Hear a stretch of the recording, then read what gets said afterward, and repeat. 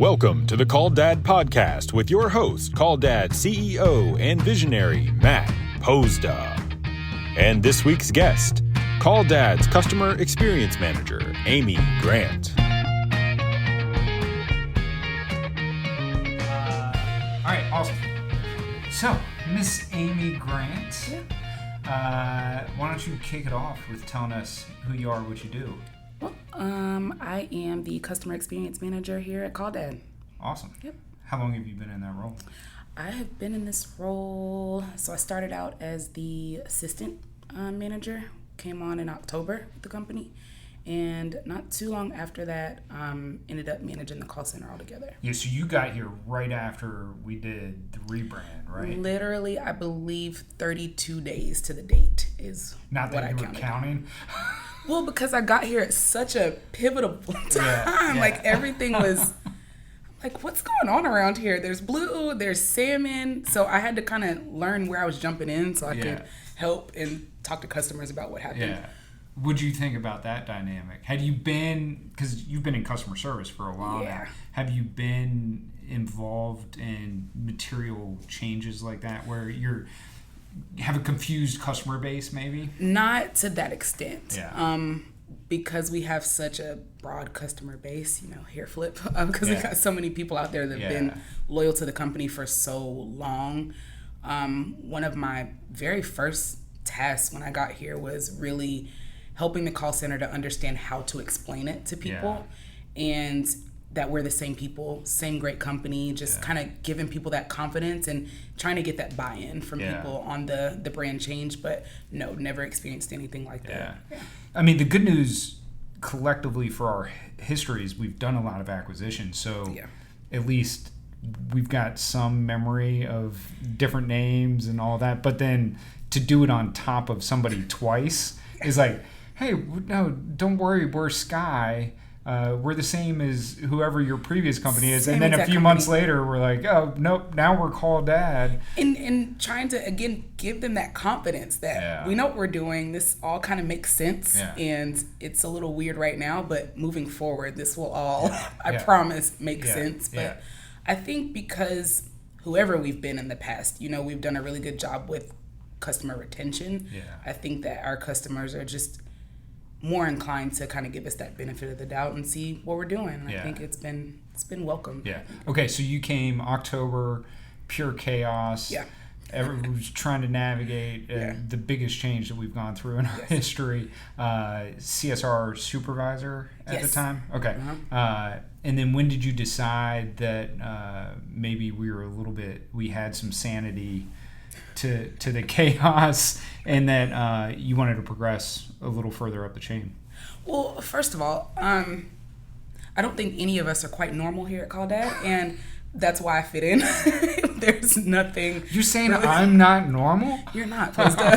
Saying that on a recorded line. No.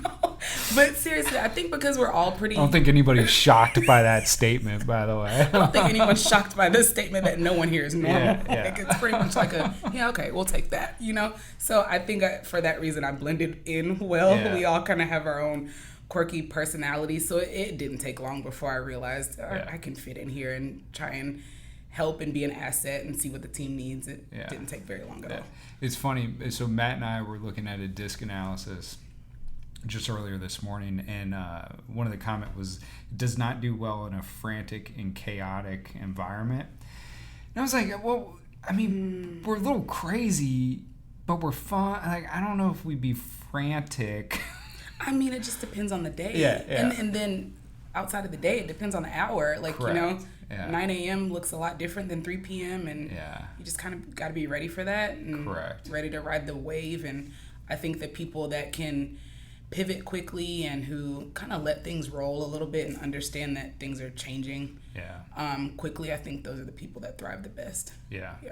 And at least what we're changing, or we're trying to change with purpose. We're not just changing to change. And really trying to understand that change and just jumping on board with it and saying, you know what, I'm not really sure what's happening, but let's have a direction. Let's just try to go with it.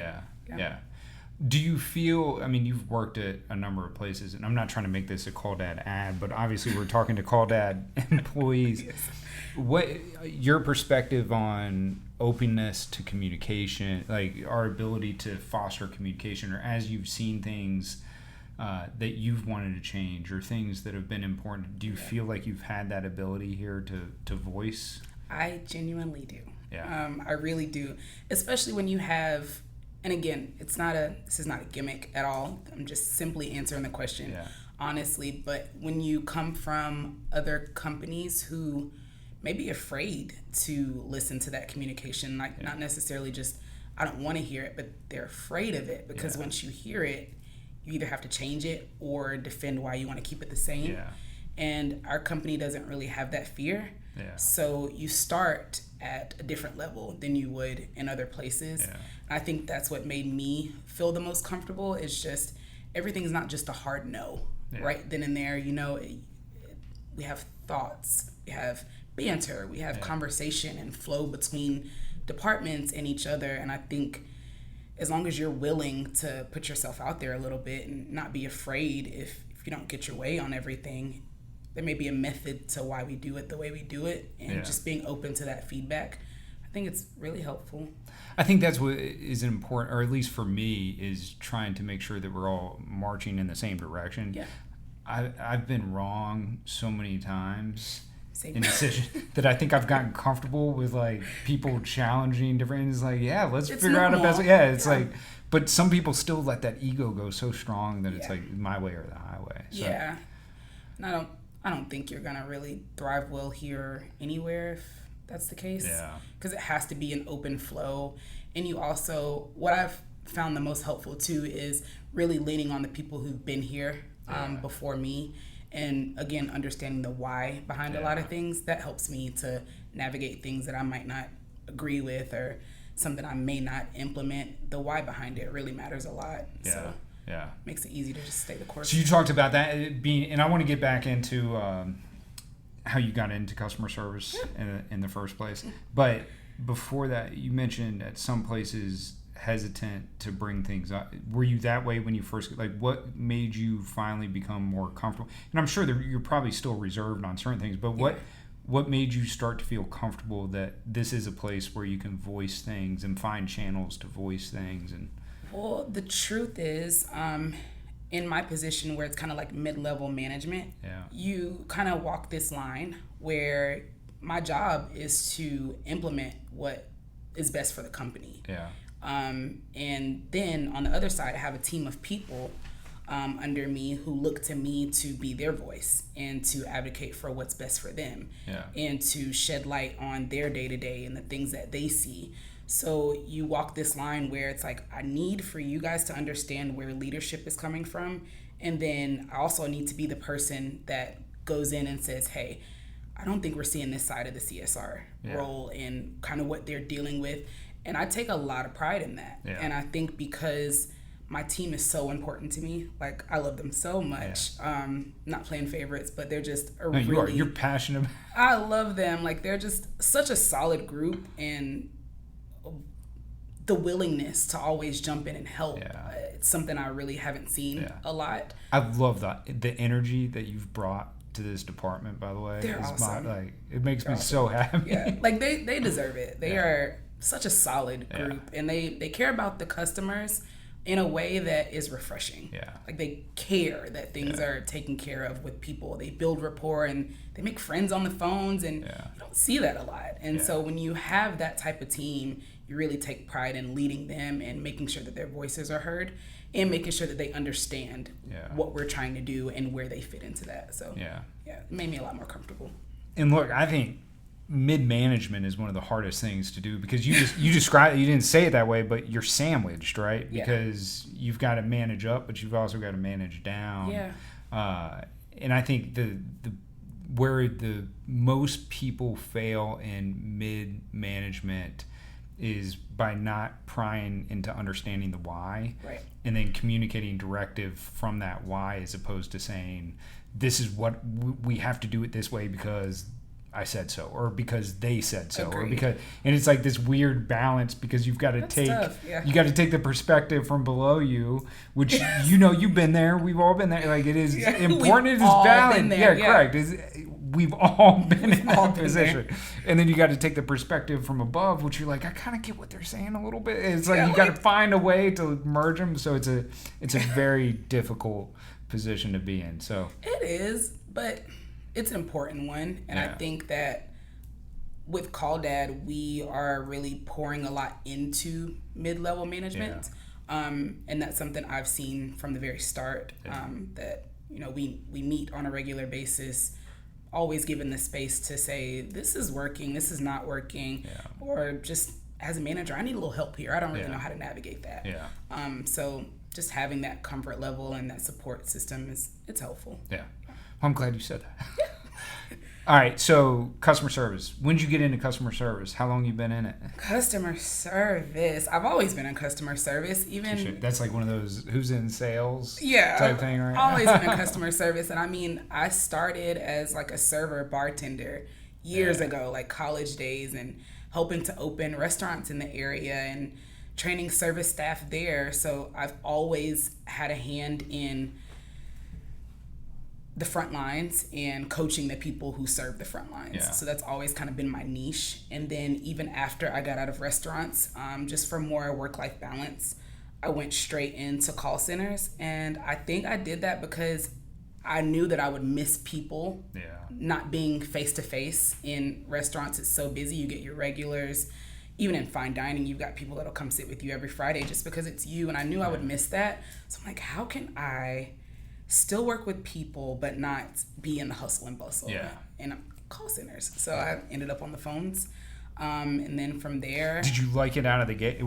Did you miss the direct interaction with people out of the gate, or were you like, I'm tired of seeing people, this actually works out better? I mean, you do get burned out, but there are nuances to being on the phones versus being in person, and so there are pros and cons. But I think what I fell in love with more so even than being on the phones is, training other people, coaching other people, listening to calls and saying that didn't sound too good. And, just being kind of like that background person to say, I think you can, if you did this and change that and tweak this, I think you would have booked that call.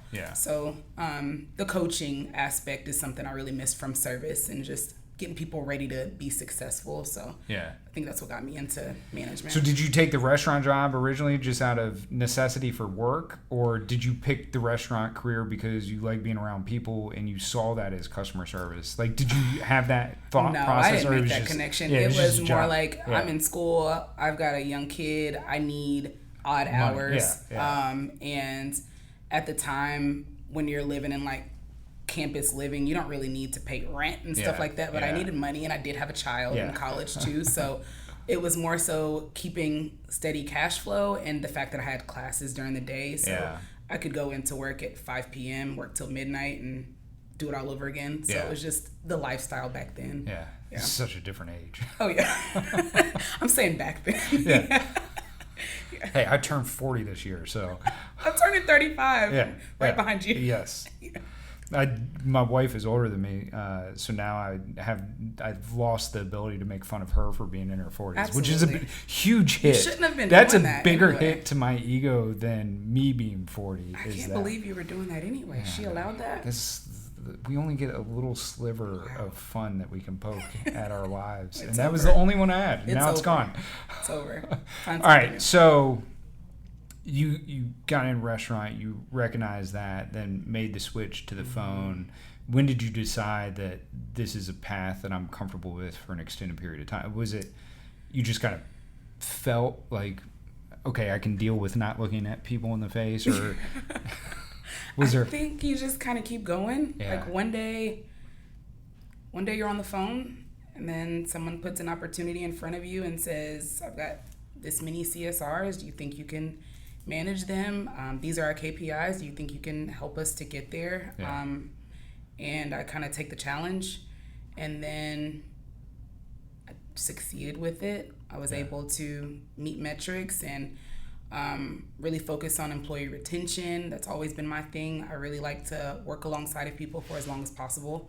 I don't know why. It's just always been a thing of mine. I just feel like the longer people stay around, the more foundation in the company they get, and they're more helpful to the team because they've been around. Yeah. So I really value those tenured people. So I really try to keep people as long as I can. But other than that, I really think I thrive by just the success. When I see that, my methods and the way that I train, it works. Yeah. Just makes you want to be an asset to a team and to continue to help them grow. What do you think separates somebody who's good in customer service from somebody who maybe has a long way to go? So you're Which is either a very polite way of saying doesn't like people, doesn't care for people. Yeah. And I mean, you can spot it pretty quickly. You said the word. You can spot it pretty quickly. I'm just saying. I mean, no shade here, but you're either, and it goes back to kind of restaurant lingo, I guess, but you're either a customer service representative or you're an order taker. Yeah. You're either going to answer the phone and go down your checklist and not build rapport or show any empathy, or you're going to be a robot who's boring with no personality and you're going to check off your scripted list, or you're going to be a person and talk to people. Was it the same, and not that you've ever looked at this, but was it, because I can picture, like, there's that look on somebody's face when the phone rings, like, you know that, like, I'm sure you've seen that look, and I bet it's the same in the restaurant industry. Oh yeah. Or where, like, somebody sits at a table and you're like, yeah, like it's 9:30. I was hoping to leave by 10. Yeah.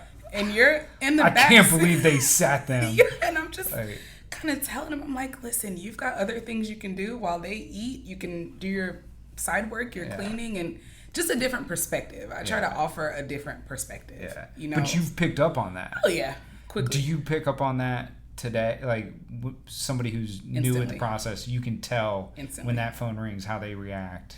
Yeah, because if you're annoyed at 9 a.m., I don't want to see how you're answering the phone at 3. Yeah. And so those are very big red flags to me. I need to know that you can push, and stamina is a very big deal. Mental stamina is a big deal as a customer service rep, because you are taking all of the calls all day long, and that's what you're here for. Yeah. So I don't know if you need to go do like jumping jacks. I play meditation music for them sometimes. I will log you out and make you go for a walk. I will make sure that you come back with a better attitude, because it's that meaningful. If you're having a bad day and someone else is calling you having a bad day, whose bad day matters more, So I say that all the time. You never know what somebody is going through. And I don't mean that in a way like you don't matter, or I don't care that you're going, like, because most people respond to that in an ego way. Well, like, what about me? And it's not that.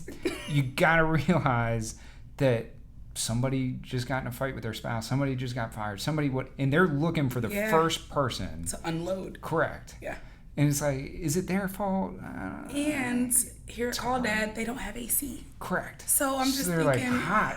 They're hot and angry. Like, she's hot. Yeah. I'll even put it in. We have a group chat, and I like to send GIFs or GIFs or however you say it. I like to send them those just to keep the engagement. Yeah. And when I see that someone's having a tough call, I'll send them. I'm like, they're hot. Don't worry about it. Yeah. Throw them an ice cube. Yeah. Yeah. And it sucks because at times it's a thankless position, right? So it's always hard to navigate that when you're asking energy level to be positive, and then you've got a call like that. It's like hard not to. So I think what you said about separating for a minute, but your energy. I mean, we talked early on when you got here about energy and all that. Like, one thing, I don't know if I've ever said this to you, but it blows me away because your attitude when you walk in the morning is just as good, if not better, when you're walking out in the afternoon. Thank it's you. Noticeable. I've worked on that. Yeah. Thank you. I have worked on that because I want to be an example to my team. Yeah. So if you walk in and you're bright and bubbly, like, turn it on. Like, it's a switch. Yeah. And I don't care if you have to fake it till you make it. I need Mrs. Pumpernickel to believe that you are happy today. Yeah. And even if you're not, for that 3 to 4 minute call, I need her to believe that you are the happiest person in the world. Yeah. Because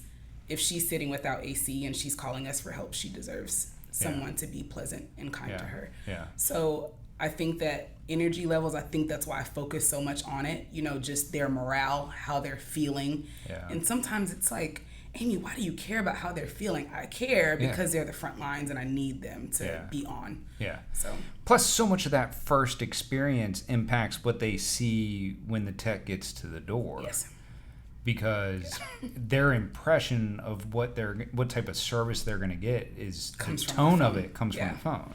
Yeah. Right. And I think that's the tough thing. Like, that's an even bigger point. And honestly. it's so hard because I want to be like, what would you say if a service tech was sitting here complaining about, dealing with a customer? What would you say to them? And it's hard because I get their perspective, but I mean, the things that you deal with and the tone that you're setting for them is so important, it is. Right? Because you could have a bad first interaction at the door, but because the interaction on the phone was so good, it's viewed different. And vice versa. You could have a bad interaction on the phone, and it's going to be an uphill battle for that tech to overcome that. So it's just, it is the front line. It is. I'm really glad you bring that up, too, because I notice here we're trying our best to work on interdepartmental communication and learning that what you do affects the next department and vice versa. What they do wraps around and then comes back to CSR. So I think us really putting a lot of emphasis on that will help a lot too, because it's easy when you're a tech. You just feel like it's just me. I'm just riding around. Yeah. You don't realize that what you do affects the people before and after you that handle that same customer. Yeah. And from a CSR perspective, we're in the office. We're not out in the heat all day. We're not in hot attics or anything like that. So it's easy to forget to show a little grace. And I think that the more we put emphasis on just communicating and the fact that what you do affects everyone else, I think we'll get to a really good place. We're not in a bad place now, but I think we'll get to an even better place of just owning the position that we're in because we understand, like, we have other family members that are affected by it. Yeah. It's such an important to detach and, it is. And have that view every now and then. Yeah, and it's not always something you're going to remember, just being honest, but we're doing better at reminding each other. Yeah. Like, hey, that's your friend. Be nice. Yeah. We're all rowing in like we were talking about earlier. We all have the same mission. We're all headed in the same direction. Oh, yeah. Right? Yeah. It's going to like one day somebody's going to turn the air off in here. Please don't. What happened? But all right, so this is what your customer feels. All right, so something not fun happened this morning. Not fun. But I mean, your reaction to it was, in my opinion, awesome. Well, thanks. I was because panicking. Yeah, like we make. I'm going to try and frame this without stealing all your thunder, but we make all these decisions all the time that sometimes we worry have implications beyond just the decision itself. And some of that is, having CSRs at different locations, all that type of stuff, right? And there's times where it's probably complicated for you to manage, but there's times where all that complicated effort that you put in pays off. It really paid off today. Right? It really paid off today. So what do you want to talk through? Yeah. So this is like Super Bowl for us. Yeah. This is my first busy season with the company. Yeah. And so I've been groomed and trained for this since I got here in October. Everything. This is what we practice for. This is what we're here for. And it's your time to shine. You're on. Yeah. So I've taken that very seriously because I know just how well we can do at this time of year. And I want to do everything I can for us to look back on this time, especially after the name change and everything, to be able to say I did my part. Yeah. And with the CSR department, we've really been trying to figure out what's best. Sometimes we just don't know what we don't know, but one thing I like about us is that we will try some things. Like we'll put some things in place and see if it sticks. We'll throw mud at the wall and see what happens. And I think I've been really empowered by being able to make those sorts of decisions. Yeah. So initially when I got here, we wanted all CSRs to be here at corporate. Yeah. We had one CSR in Winston, who's pretty much always been in Winston because she was doing a different role. And we said, no matter what, after her, everyone else needs to be here. Yeah. Well, the truth of the matter is we're in Charlotte, where everyone wants to make $30 an hour starting out because of the cost of living here and whatever else. We're just in a very populated area. And so we started branching out and looking at other options. And we said, well, let's take advantage of our other locations and see if we get, talent in those areas. And we did. Yeah. And so I was able to start building out CSRs in other locations. And it's not the easiest to navigate. I worry about them. Like, they're not my kids or anything, but I worry. Yeah. Like, are you okay up there? Do you feel heard? Are you coached enough? Do you feel like I'm here enough for you? I try my best to make them feel like I'm sitting right next to them if I can, just because it feels good to have that support. And I know how it feels to be a CSR, a new CSR. I don't know how it feels to be a new CSR in an office where your manager's not even there. Yeah. So I worry about him. Which, by the way, to cut you off, I feel bad. Why? Because you were going to go to Columbia and I took you away from spending time. It's fine. Okay, so if anybody wants to blame Amy, that was completely my fault. Bella and Christine, I still love you. And I'll be there next week.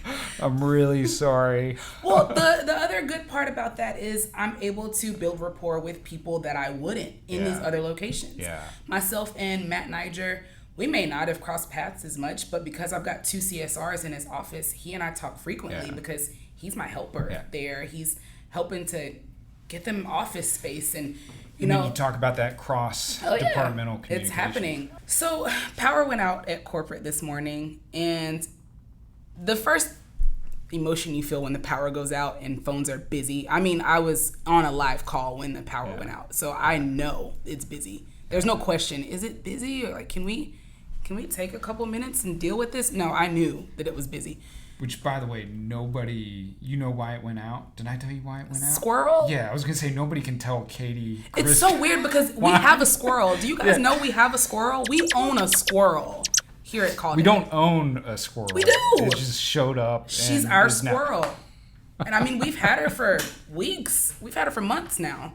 We've had her since she was like in our palms, and she's nesting in our in the training furnace. Yeah, I don't know if she's responsible. I don't think she was here last night. One of her friends, I heard, chewed through something and caused us to not have power. So when the power goes out, because in my head I'm thinking, oh wow, this is corporate, and the power just went out. Yeah. Well, a couple seconds, I'm like, wait a minute. There's other CSRs that are taking calls, and so it's great. Yeah. So I'm looking and I'm like, we haven't dropped a single call. They're booking calls. Great. I'm like, it was so validating. Yeah. It was very validating because I'm like, listen, this has been a lot, and we've really been trying to navigate. How do you train people? How do you coach people? Are you sure you can handle this? Yeah. And it paid off today. Yeah. So I was really happy about that. I was so excited for you when I saw, because it was like that. It was a win. It's working. Yes. It's working. I was so happy because it's Super Bowl season. Yeah. So everything in all of our brains, we are ingrained to get to the phones and not try to drop calls because we can call you back, but what are the odds that you're going to want to talk to us and we didn't answer? So we're trying to combat the abandoned calls, and it's just a lot of metrics we're trying to come together and combat. And so that happening was really disheartening in the morning while I'm talking to someone, trying to get her scheduled. I lost a call, but then you've got 4 other people who are working and aren't affected by what happened here at all. So it was awesome. It's awesome to see contingencies that come about in ways that aren't originally planned, if you will.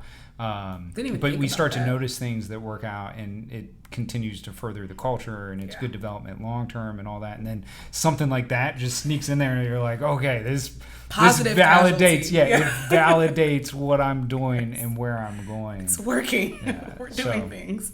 I wish sometimes, not that there's bad energy elsewhere, but I wish I could bottle your energy and just bring it across the organization, because I love the passion that you have for what you do. Yeah. And I'm not I don't think I'm this way all the time. Yeah. I think it comes, I try. Yeah. It takes effort. Yeah. And it's not, nobody said, well, that's the thing. I think most people think that people with positivity or energy come from, it's just and it's just inherent. They're just born that way, and it's just like no.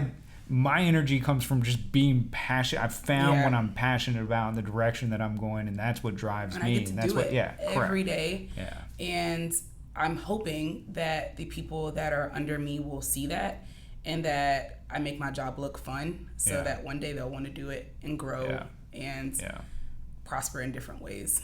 Yeah. I'm hoping I can just lead by example and make them want to be more than what they already are. Yeah. Because the opportunities are going to be there. Oh, That's the thing. Like, I've seen that since I got here in October. So I know that that's a fact. I stand by that. I will die on that hill. Yeah. Call Dad will create space for you. And I know that because I've lived that in a very short amount of time. So I want that for them too.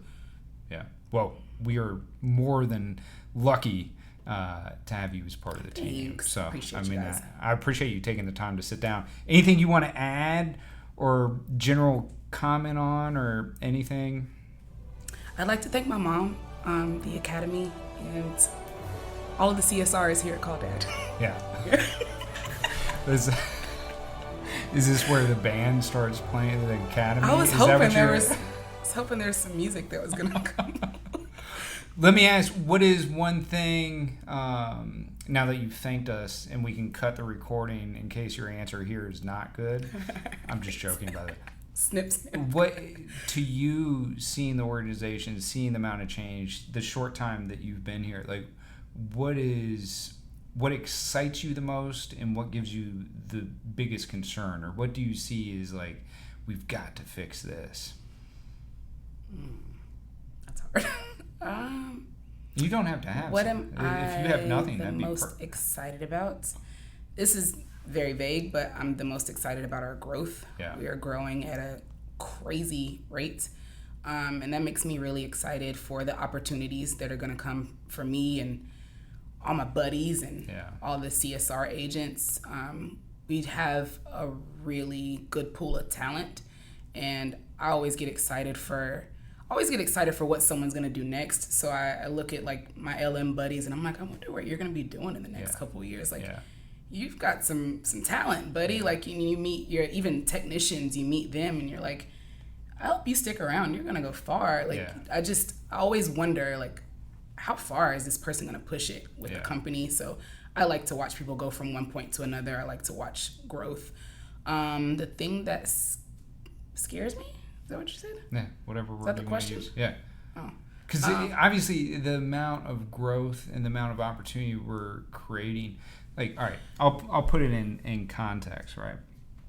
Most people in your position, not necessarily in customer service or anything, but most people in management, a lot of times what they do is they'll tend to try and hold those behind them back because of fear that, you know, they may be better than me one day, or they may take my job, or that sort of thing, right? And it's like, oh, well, we're not going to have the people to fill these positions. And you hold, you're saying the exact opposite, right? I feel the exact opposite. Yeah, I've seen this. I know what's happening. I'm trying to raise everybody up with me because I know if I don't grow, if we don't grow, these positions aren't going to get filled, and I know that all these people are great, and I want them to fill those positions. So it's like I'm putting words in your mouth. Yeah, I fear the exact opposite. I fear that I'm going to be back there and make my job look so difficult that no one wants it.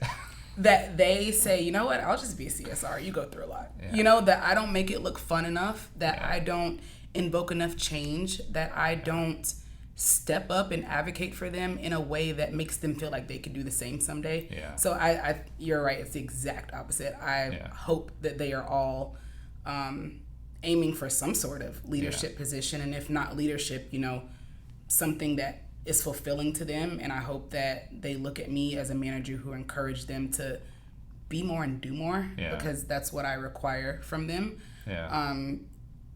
We don't do mediocre. And I tell them all the time, I think you're a lot better than what I'm seeing right now, and I want better for you. So I just hope that they look at me as someone who encouraged them to want to succeed. Yeah. I know I kind of lean towards, we were wrapping up or getting at the end, and then I'm going to keep firing questions at you. One thing that we've struggled with, and we just collectively, right, as an industry almost, is people going through their first summer. especially in the field. You know, you hear the conversations about the attics being hot. Yes. You hear the conversations about the days being long. Really long, yeah. And then it's here, and you're like, oh crap, this is worse than what I didn't realize that attics got that hot. Even though, like, it's the same on the customer service side, very where much like so. You said it earlier. This is Super Bowl season. This is what we prepare for. This is what we do. Mm-hmm.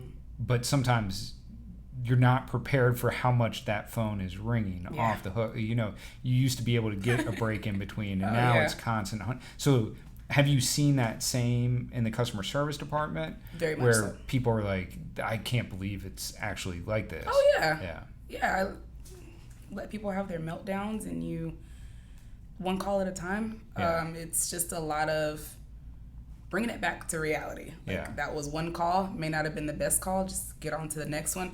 But yeah, it's, you really are being like a support system for them during this time, and giving them a lot of empathy. The same, I always say, the way that I expect them to handle customers is actually how I handle them.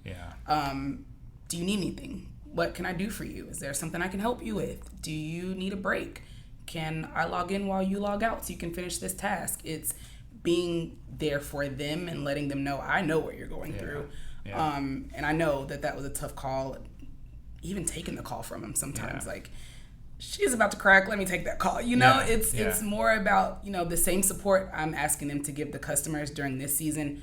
That's what I am for them. And I think that makes the difference and helps them to kind of just navigate. But at the same time, they're really thriving in this too. And to be honest, there's a lot of overtime. So this is a very lucrative season for them too. And I think they recognize that this is where the money is, this is where the business is, and they're just as enthusiastic about helping out. So that makes it easy. I love what you said there is the aspect of one call at a time. Because anything in life, like if you think about the end, it's overwhelming. Too overwhelming. Right? It's just it's too much to comprehend. And if you it's have not that necessary. It's like what's the point? So if you're at 10:30 and you're thinking about, man, how am I going to make it to 4:30? How am I going to make it to 6, right? And that's your perspective. How many more am I going to... It's unnecessary. It's focus on the one. This call. And that makes... So I really like that. So, you know, instead of trying to get to 6 p.m., maybe you try to get to your 15-minute break. Correct. Maybe you... Short goals. Try to get to lunch. Small goals. So that you can stay in good spirits. Yeah. Because the customers, at the end of the day, they deserve that. Yeah. That's awesome advice. Yeah. You rock. All right. Thanks. Well, Miss Amy, I appreciate your time. Thank you, I love everything you're doing. I don't want to keep you away from your department for You see, too I'm itching. long. I'm But like, I wonder if the you're phones are busy. I wonder how many calls have come in. No, but this has been great. Thank you. No, thank you for doing this with me. I appreciate You got to it. get back here soon, okay? All right. All right. Thank Thanks, you, Amy. guys. Appreciate it. We'll see you.